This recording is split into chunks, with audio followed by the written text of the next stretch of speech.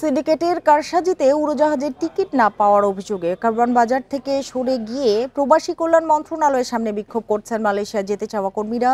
আরো জানাতে প্রবাসী কল্যাণ মন্ত্রণালয়ের সামনে থেকে যোগ দিয়েছেন সহকর্মী মোহাম্মদ ওমর ফারুক। ওমর, বলবেন যে সচিব যেহেতু বলেছেন যে 18,000 কর্মীকে কিন্তু মার্চে পাঠানোর প্রক্রিয়া শুরু হবে, তারপরও তারা কেন আসলে প্রবাসী কল্যাণ ভবনের সামনে এখন অবস্থান নিচ্ছেন?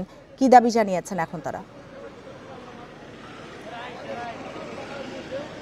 দেখুন, 31 মে কলিং ভিসা পাওয়ার পরেও 18,000 কর্মী মালয়েশিয়া যেতে পারেননি। এই সংকটটি গত 2 বছর ধরে, এই সংকট এখন পর্যন্ত শেষ হয়নি এবং তারা বলছেন যে সংকট নিরসনে যেন সবাই কাজ করেন। তবে আমি তাদের সঙ্গে কথা বলছি, তারা বলছিলেন যে অতি দ্রুতই যেন প্রবাসী কল্যাণ মন্ত্রণালয় থেকে তাদেরকে আশ্বাস দেওয়া হয়, তাদেরকে যেন দ্রুত মালয়েশিয়া পাঠানো যায় সেই বিষয়টি। এছাড়া আরেকটি বিষয় তারা জানিয়েছেন যে আগামী 20 ফেব্রুয়ারির মধ্যেই যেন তাদের আসলে মালয়েশিয়া পাঠানোর ব্যবস্থা করেন যেন।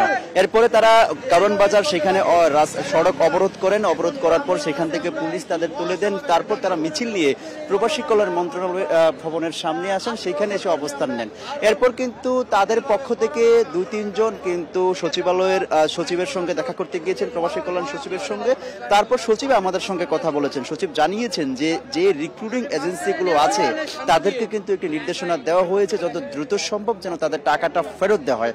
আরেকটি বিষয়ে জানানো হয়েছে যে যারা হচ্ছে যে রিক্রুটিং এজেন্সিগুলো আছে এবং তাদেরকে তারা যদি টাকা ফেরত না দেয় তাদের বিরুদ্ধে ব্যবস্থা নেবেন প্রবাসী কল্যাণ মন্ত্রণালয়। আরেকটি বিষয় জানিয়েছে আগামী মার্চ মাস নাগাদ তাদেরকে মালয়েশিয়া পাঠানোর যে কার্যক্রম সেটি শুরু হবে বলে জানিয়েছেন এবং তারা বলছেন যে তারা ওই মালয়েশিয়ান সরকারের সঙ্গে তারা কথা বলছেন এবং কথা বলে তাদেরকে আশ্বাস দিয়েছেন। কিন্তু আশ্বাস দেওয়ার পরেও তাদের যে দুই প্রতিনিধি তারা কিন্তু এখনো নামেনি। নামার কারণে তারা আসলে কোনো খবরটি এখন পর্যন্ত পায়নি, যার কারণে এখনো দাঁড়িয়ে আছে। তারা বলছেন যে যদি সচিব বা প্রবাসী কল্যাণ উপদেষ্টা যদি নিচে নেমে তাদেরকে না আশ্বাস দেন ততক্ষণ পর্যন্ত তারা দাঁড়াবেন। তবে সচিব বলছেন যে তাদেরকে যে আশ্বাস দেওয়ার প্রয়োজন, যেগুলো দেওয়ার দরকার তাদেরকে দেওয়া হয়েছে এবং তারা যেন রাস্তা ছেড়ে দেয়। কিন্তু এখন পর্যন্ত তারা কিন্তু সড়ক ছাড়ছেন না এবং তারা বলছেন যে সেখানে অবস্থান নেবেন। তবে এখন পর্যন্ত আরেকটি বিষয় জানিয়ে রাখি, গত 4 থেকে 5টি রিক্রুটিং এজেন্সি প্রায়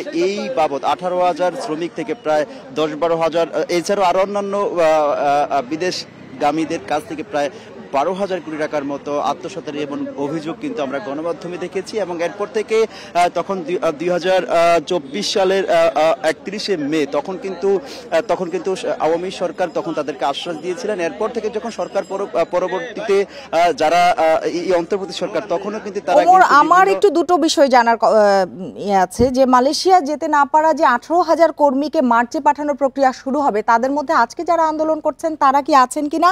আরেকটি বিষয়, আপনি বলছিলেন সংকট 2 বছর ধরে চলছে, তাহলে এখন আন্দোলন কেন?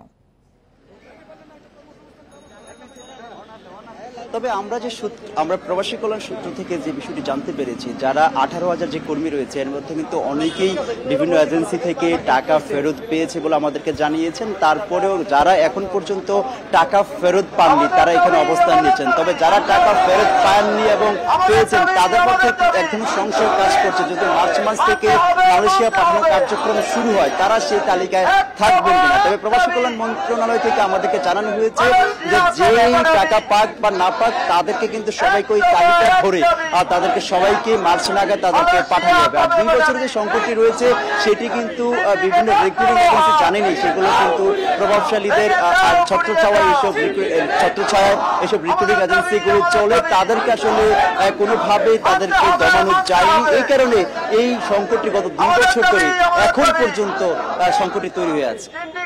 ওমর ফারুক, আপনাকে অনেক ধন্যবাদ আমাদের সাথে যোগ দেওয়ার জন্য।